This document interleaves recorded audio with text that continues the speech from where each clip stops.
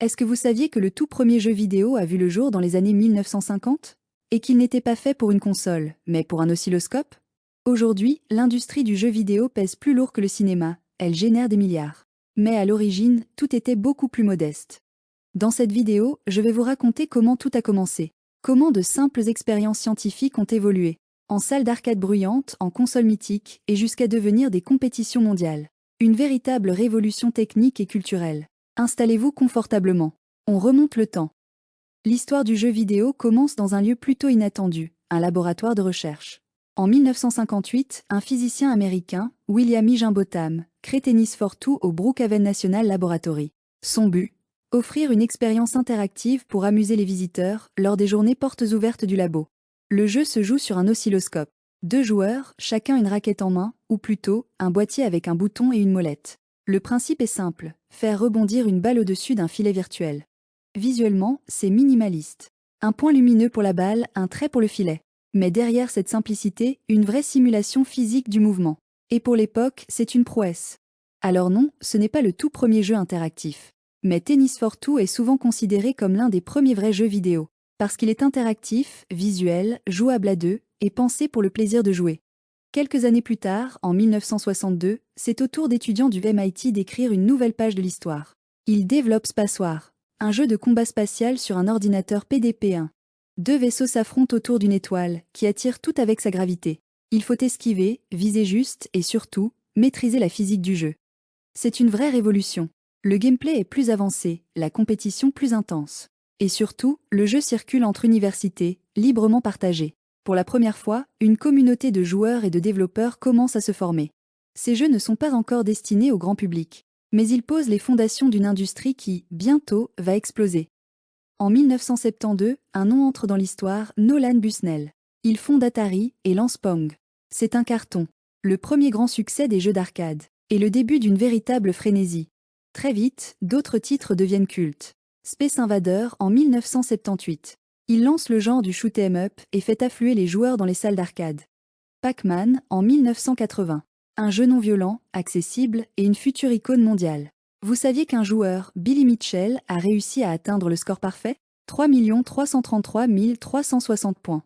En mangeant chaque pastille, chaque fruit, chaque fantôme, jusqu'au niveau 256. Un exploit mythique. Donkey Kong arrive en 1981. Et avec lui, un petit personnage encore sans nom, Jonkman. Il deviendra vite Mario. Et puis il y a Galaga, Frogger, Defendé, Centipede. Autant de classiques qui posent les bases de mécanique encore utilisées aujourd'hui. Les salles d'arcade deviennent les temples du jeu vidéo. Des machines colorées, des sons devenus iconiques, et une ambiance électrique, surtout chez les ados. Le succès est tel que le jeu vidéo devient une vraie industrie. Mais un autre changement majeur se profile. Toujours en 1972, la même année que Pong, une console fait son apparition, l'Odyssée de Magnavox. Pour la première fois, on peut jouer à la maison, sur son téléviseur. Les jeux sont simples, avec des calques transparents à poser sur l'écran. Mais le concept est là, et il va changer les habitudes. L'Odyssée ouvre la voie aux jeux à domicile. Et quelques années plus tard, l'Atari 2600 enfonce le clou. Avec ses cartouches interchangeables, elle transforme le salon familial en véritable salle de jeu. Mais en 1983, tout s'effondre. Le marché est saturé. Trop de jeux. Souvent mal conçus, bâclés, sans intérêt. Les consommateurs perdent confiance. Le symbole de ce crash, c'est The Extraterrestrial. Un jeu attendu, mais catastrophique. Il se vend très mal. Les retours sont massifs. Et des milliers de cartouches sont enterrées dans le désert du Nouveau-Mexique. L'industrie américaine du jeu vidéo s'écroule. Les entreprises ferment les unes après les autres. C'est le premier grand crash du jeu vidéo. Le salut vient du Japon. En 1985, Nintendo lance la NES, la Nintendo Entertainment System, en Amérique du Nord. C'est un succès colossal. Et surtout, c'est ce qui relance toute l'industrie du jeu vidéo. Le jeu phare de la console? Super Mario Bros. Un phénomène culturel. Des graphismes colorés, un gameplay fluide, des musiques inoubliables. Et surtout, un level design d'une précision rare pour l'époque. Ce jeu redéfinit complètement le genre du jeu de plateforme et devient l'un des plus influents de l'histoire. Petite anecdote, Nintendo ne comptait pas le sortir à l'international. C'est son succès fulgurant au Japon qui pousse la firme à viser plus grand, et à faire de Mario son ambassadeur dans le monde entier. Avec la NES, Nintendo s'impose comme le nouveau géant du jeu vidéo. Et ce n'est que le début. The Legend of Zelda, ME3. D'autres licences majeures voient le jour. Mais en face, un concurrent se prépare, Sega. Avec la Master System, puis la Mega Drive, Sega entre dans la course. Des jeux plus rapides, un ton plus cool, une cible plus ado.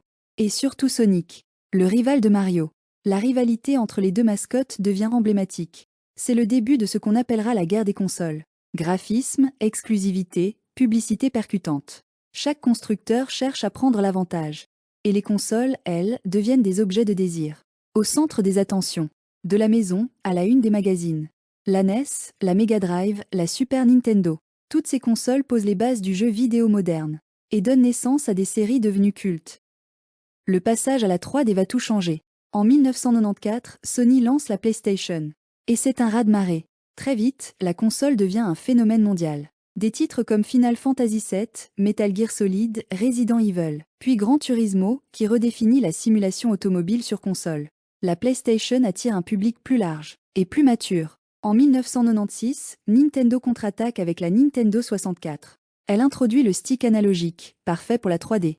Et elle aligne des jeux devenus légendaires, Super Mario 64, The Legend of Zelda, Ocarina of Time, GoldenEye 007.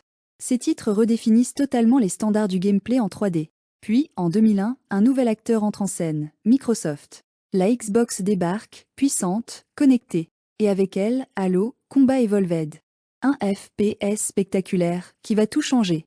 Le jeu devient si populaire qu'on dira qu'il a sauvé la Xbox. Rien que ça. C'est aussi à cette époque que le jeu en ligne explose. World of Warcraft, en 2004, attire des millions de joueurs dans un monde persistant. Counter-Strike devient la référence du FPS compétitif. Et Call of Duty s'impose comme une franchise incontournable. Dans un autre genre, Grand Theft Auto 3, puis San Andreas, révolutionne le monde ouvert. Des jeux qui bousculent et font débat. Surtout pour leur violence assumée. Pendant ce temps, Final Fantasy s'impose comme la référence du RPG japonais partout dans le monde. Les jeux deviennent plus ambitieux, les graphismes plus spectaculaires, les expériences multijoueurs toujours plus riches. Le jeu vidéo n'est plus un simple loisir. Il devient un média global et dominant.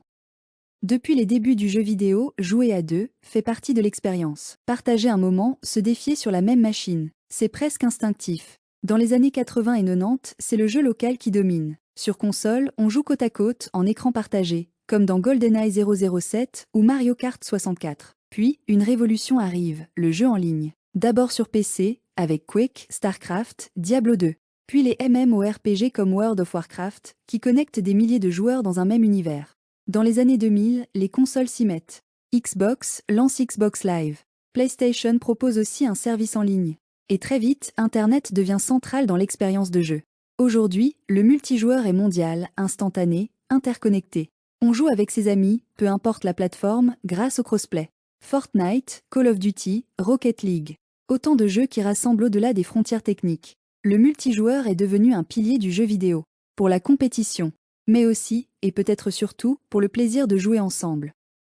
Dans les années 2010, un nouveau phénomène prend de l'ampleur, les jeux indépendants ou indés, grâce à des plateformes comme Steam, itch.io ou les boutiques des consoles modernes. De petits studios, parfois une seule personne, peuvent créer et publier leurs propres jeux, sans avoir besoin d'un gros éditeur. Et certains deviennent de véritables phénomènes mondiaux. Minecraft, par exemple. Développé au départ par une seule personne, Marcus Persson. Il deviendra le jeu le plus vendu de tous les temps. D'autres titres marquent profondément les joueurs, Undertale, Celeste, Hades, Hollow Knight. Des jeux acclamés par la critique. Souvent plus intimes, plus personnels. Ils osent aborder des thèmes rares, la dépression, l'identité, la solitude, le dépassement de soi. Les jeux indés apportent un vent de fraîcheur. Ils prouvent qu'un bon jeu ne dépend pas d'un budget colossal, mais d'idées fortes et de passion. Aujourd'hui, le jeu vidéo est partout. Sur console, sur PC, sur smartphone et même en réalité virtuelle. Les blockbusters à gros budget cohabitent avec les jeux indépendants. Et chacun trouve son public. Autre phénomène devenu incontournable, le sport. Le sport électronique. Avec Twitch, YouTube et la puissance d'Internet, des millions de fans suivent désormais des compétitions. Sur League of Legends, Counter-Strike, Fortnite et bien d'autres. Les joueurs pros s'entraînent comme de vrais athlètes. Avec coach, salaire, sponsor. Et un rythme de compétition intense. Mais saviez-vous que les premières compétitions remontent à plus de 50 ans ? En 1972, à l'université de Stanford, des étudiants s'affrontaient déjà sur Spacewar. Et en 1980, Atari organise un tournoi de Space Invader avec plus de 10 000 participants. Depuis, le sport n'a cessé de grandir. Porté par les communautés, les plateformes de streaming et une passion partagée dans le monde entier. Des oscilloscopes au casque VR. Le jeu vidéo a connu une évolution fulgurante. Aujourd'hui, c'est à la fois un art, une industrie et un moyen de rassembler des millions de joueurs à travers le monde. Et vous? Quel est votre tout premier souvenir vidéoludique? Partagez-le en commentaire, je suis curieuse de le découvrir. Si cette vidéo vous a plu, pensez à laisser un petit like et à vous abonner pour ne rien manquer des prochaines. À très bientôt, pour une nouvelle histoire fascinante.